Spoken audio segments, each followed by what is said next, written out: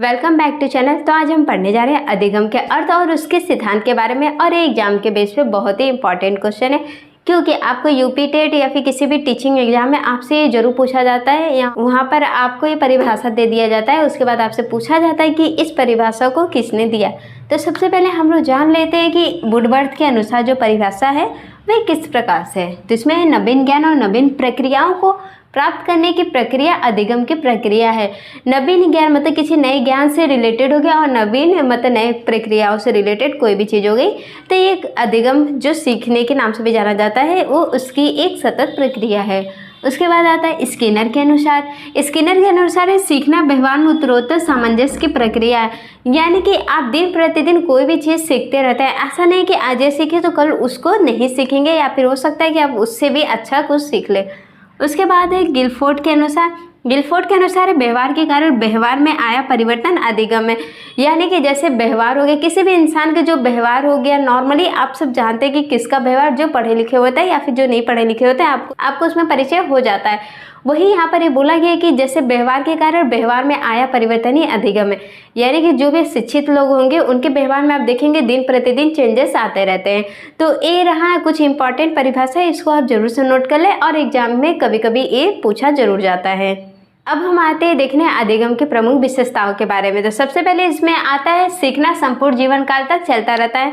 यानी कि बच्चा जब जन्म लेता है उसके बाद में बहुत सारी चीज़ें सीखता रहता है, और ये प्रक्रिया निरंतर चलती रहती है।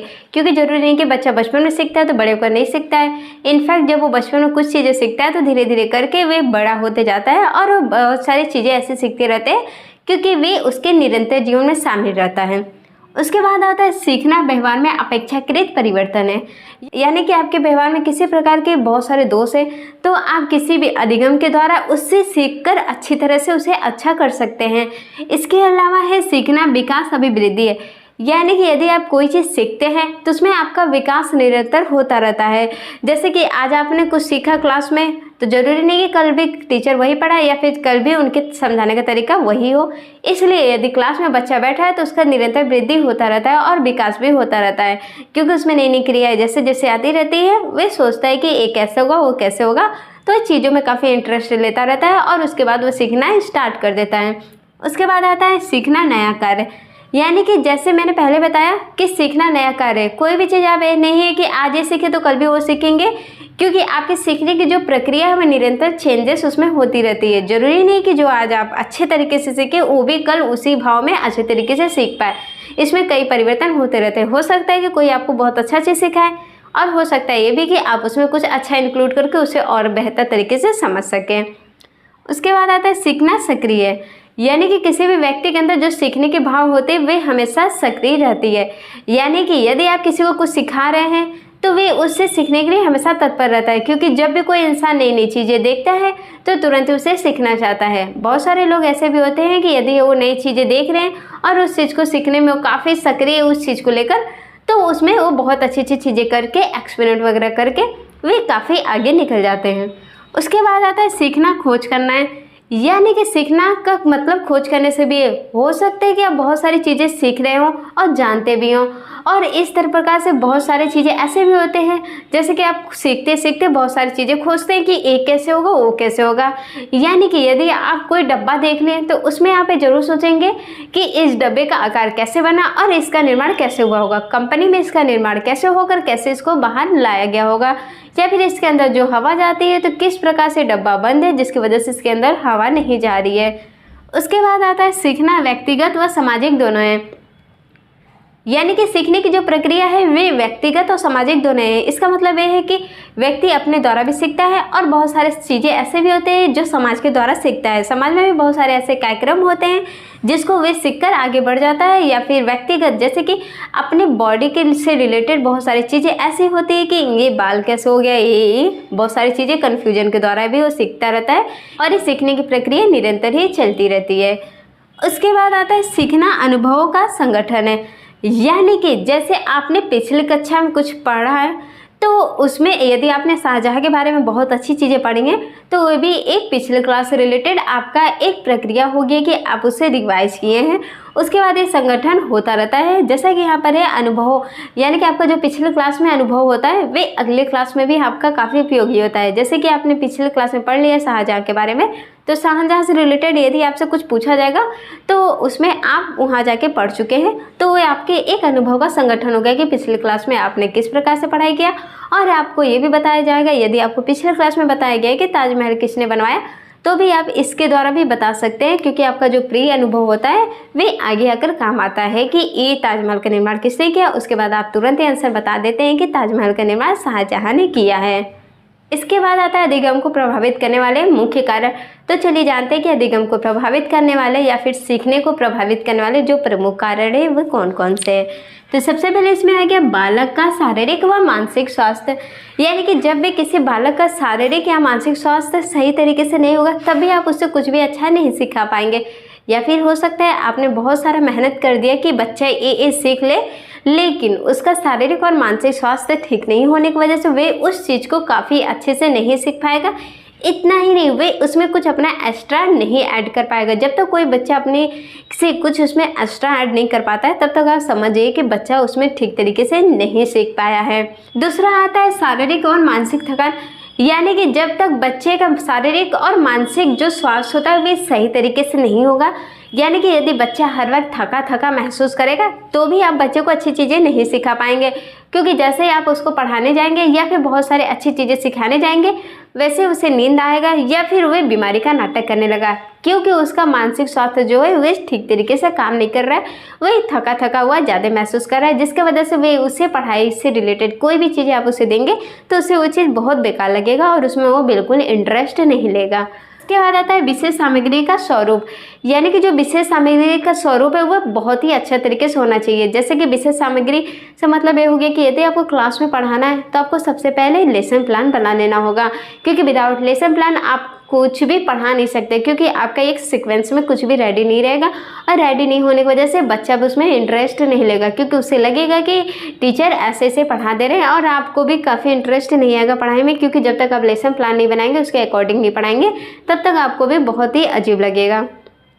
उसके बाद आता है सीखने की इच्छा, यानी कि बच्चों में यदि सीखने की एक प्रबीण इच्छा नहीं व्याप्त होगी तो भी आप उसे कुछ अच्छा नहीं सिखा पाएंगे।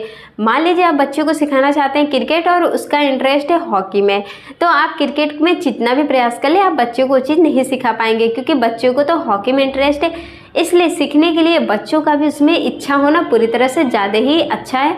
इतना ही नहीं, बच्चे यदि किसी चीज़ में इंटरेस्ट लेते हैं तो आपको उसी चीज़ को ज़्यादा सिखाना चाहिए, चाहे वो पढ़ाई से रिलेटेड हो।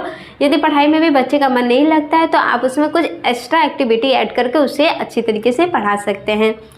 उसके बाद आता है वातावरण, यदि वातावरण का भी प्रभाव इसमें बहुत ही गहरा पड़ता है। यदि कोई भी वातावरण बहुत अच्छा नहीं होता है तो भी वो अच्छे तरीके से नहीं सीख पाता है। या फिर हो सकता है आप बहुत अच्छी जगह लेके चले गए हों कि यहाँ पे बच्चा बहुत अच्छी चीज़ें सीख पाएगा, लेकिन वहाँ का वातावरण ही अच्छा नहीं है, वातावरण गंदा है या फिर बहुत सारा शोर शराबा है, तो भी उसका उसमें मन नहीं लगेगा, क्योंकि वे वातावरण तो बहुत अच्छी जगह पर है लेकिन वहाँ पे जो सीखने की जो एक होती है शांत भावना वहाँ पे वो नहीं है। इसके वजह से भी बच्चे नहीं सीख पाएंगे और इसी वजह से वातावरण का बच्चों के सीखने पर ज़्यादा ही प्रभाव पड़ता है।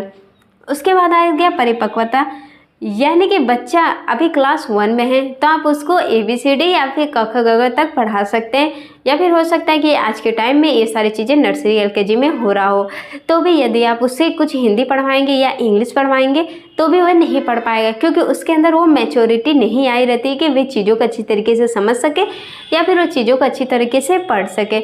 या फिर हो सकता है कि अब बहुत सारे कंडीशन ऐसे होते हैं कि आप बच्चे को तुरंत ही खड़ा कर देते हैं कि चलो ए बताओ, और बच्चा वहाँ पर उस चीज़ को नहीं समझ पाया है, क्योंकि उसके अंदर वो परिपक्वता की भावना नहीं आई है जो उसके दूसरे क्लास में मिलनी चाहिए। आप जानते हैं अधिगम को प्रभावशाली बनाने वाली कौन कौन सी विधियां है। तो सबसे पहले इसमें आता है करके सीखना, यानी कि बच्चे को आप कोई भी चीज़ ऐसा दे देते हैं जिसमें उसका इंटरेस्ट है और या तो वो खेल से रिलेटेड हो या फिर वो क्लास में किसी ऐसे चीज़ से, जैसे आप पजल हो गया उसे सॉल्व करने के लिए भी देंगे, तो जब तक वो उसे करके सीखेगा नहीं तब तक वो उसमें अच्छे तरीके से नहीं सीख पाएगा। क्योंकि यदि आप कोई भी चीज़ उससे कर सीखते हैं तो आप उसमें बहुत ही अच्छा परफॉर्मेंस कर लेते हैं। उसके बाद आता है निरीक्षण करके सीखना, यानी कि जैसे आपने कोई चीज़ देख लिया, अभी मान लीजिए मैंने पिछले बार बताया कि जैसे एक डिब्बा हो गया तो बच्चे के सामने वो चीज़ ऐसे रख दिया जाए, उसके बाद वो बच्चा वो सोचे कि डिब्बे का आकार किस तरीके से बनाया गया, फैक्ट्री में इसका किस तरह से प्रयोग किया गया, या फिर इसके कैप को किस तरह से उसमें एडजस्ट किया गया है कि वह हिल नहीं रहा है, या फिर उसमें बाहर की हवा नहीं जा रही है, या फिर अंदर जो थोड़ा बहुत भी हवा है वह बाहर नहीं आ रही है। इसके द्वारा भी बच्चे अच्छे तरीके से सीख जाते हैं। उसके बाद आता है परीक्षण करके सीखना, यानी कि बच्चों को आप कोई चीज़ ऐसा दे देते हैं जिसके बाद वो बच्चा उसे अच्छे तरीके से पढ़ लेता है या फिर उसे अच्छे तरीके से याद कर लेता है। उसके बाद उसमें आप टेस्ट लेते हैं तो भी आपको ये पता चल जाएगा कि बच्चा किस चीज़ में ज़्यादा अच्छा सीख पाया है, या फिर आपको ये भी पता चल जाएगा कि बच्चे का इंटरेस्ट किस चीज़ में ज़्यादा है। उसके बाद आता है सामूहिक विधियों द्वारा सीखना, यानी सामूहिक विधियों द्वारा सीखने से मतलब है कि जैसे क्लास में कोई एक ग्रुप बन गया और उस ग्रुप को आप कुछ एक चीज़ दे देते हैं, इसी प्रकार से दूसरे ग्रुप को आप कोई चीज़ दे देते हैं कि आपको ये सॉल्व करना है, दूसरे को सॉल्व करना है, तीसरे को, चौथे को। ऐसे आप यदि क्लास में कई ग्रुप बना लेते तो आपको ये चीज़ पता चल जाएगी कि बच्चा जो होता है वो अपने फ्रेंड सर्कल में किस प्रकार से सीख रहा है, क्योंकि अलग अलग ग्रुप की जो बातें होंगी या फिर जो उसमें चीज़ें दी रहेंगी वे एक दूसरे से जरूर भिन्न होगी, क्योंकि हर किसी का माइंड एक जैसा नहीं होता, हर किसी का माइंड एक दूसरे से भिन्न जरूर होता है। इसके द्वारा भी बच्चे काफ़ी अच्छे से चीज़ों को सीख पाते हैं और उनको ये भी जानकारी मिल जाती है कि इस चीज़ में हम कैसे दूसरे ग्रुप से अच्छा कर सकते हैं। दूसरा आता है वाद विवाद द्वारा सीखना, यानी कि क्लास में आप कोई भी चीज़ ऐसा दे देते हैं जिसमें यदि आप मान लीजिए कि क्लास में दे देते हैं बाल विवाह, उसके बाद दूसरे वाले को भी दे देते हैं कि बाल विवाह कैसे अच्छा है और एक को दे देते हैं बाल विवाह अच्छा है। तो ऐसे क्या होता है, वाद विवाद के द्वारा भी बच्चे बहुत चीज़ें सीखते हैं, क्योंकि उन्हें उस चीज़ में जागरूकता मिलती रहती है कि हाँ क्लास में ये चीज़ ज़्यादा हो रहा है और ये चीज़ हो रहा है। तो ऐसे कंडीशन में क्या होता है कि हर कोई अपने आप को जिताने के लिए हर एक चीज़ उसमें बताता रहता है, और ऐसे में बहुत सारी चीज़ें सही भी हो जाती है और बहुत सारी चीज़ें आपको पता भी चल जाती हैं कि हाँ बच्चे का बाल विवाह पर क्या ही अपना हस्तक्षेप दे रहे हैं। उसके बाद आता है खेल द्वारा सीखना, यानी कि खेल द्वारा भी सीखना सबसे अच्छी चीज़ आदत हो गई है। जैसे कि आप क्लास में कोई चीज़ दे देते हैं, कोई भी गेम दे देते हैं छोटा मोटा, जैसे पजल सॉल्व करना भी एक गेम हो गया, तो इसके द्वारा भी बच्चे सीख लेते हैं कि पजल को किस प्रकार से सॉल्व करते हैं, क्योंकि उसका जो पजल होता है वो काफ़ी अलग अलग तरीके से हो जाता है, जिसकी वजह से काफ़ी हार्ड हो जाता है उसको सही करना। इसके अलावा भी आप क्लास में बहुत सारे एक्स्ट्रा एक्टिविटी कराकर उसे खेल के द्वारा भी आप बच्चों को सिखा सकते हैं। इसके अलावा भी आप घर से कुछ भी बच्चों को लाकर बोलेंगे कि ये चीज़ बना कर लाना, और उसे गेम के तौर पर वहाँ पे रखकर आप बच्चों को चीज़ अच्छे से सिखा सकते हैं कि ये कैसे हो सकता है, ये कैसे हो सकता है। इसके अलावा भी क्रिकेट, हॉकी और बैडमिंटन के द्वारा भी बच्चे बहुत सारे चीज़ सीखते हैं कि ये कैसे होगा। उसके बाद आता है मिश्रित विधियों द्वारा सीखना, यानी कि विभिन्न प्रकार की आप क्रियाएं बच्चों को दे देते हैं क्लास में, और उसमें ये बता देते हैं कि जिसका जिसमें इंटरेस्ट हो वे चीज़ वो करे। इसके बाद भी बच्चे बहुत सारी चीज़ें ऐसे करते हैं जिससे आपको देखकर काफ़ी आश्चर्य होगा, क्योंकि बहुत सारे बच्चे का इंटरेस्ट यदि पढ़ाई में ना हो तो वे बहुत सारी चीज़ों में ऐसे ही निकल जाते हैं जिसको आप देखकर काफ़ी आश्चर्य होगा कि हाँ ये बच्चा पढ़ाई से रिलेटेड हटकर या फिर पढ़ाई में बहुत ही अच्छा परफॉर्मेंस कर रहा है। तो आज का टॉपिक यहीं तक, मिलते हैं कल अगले वीडियो में। तब तक के लिए वीडियो को लाइक शेयर सब्सक्राइब करना ना भूलें, और यदि आपको किसी भी क्वेश्चन में कोई डाउट है तो कमेंट बॉक्स में लिखकर उसका आंसर दोबारा जान सकते हैं।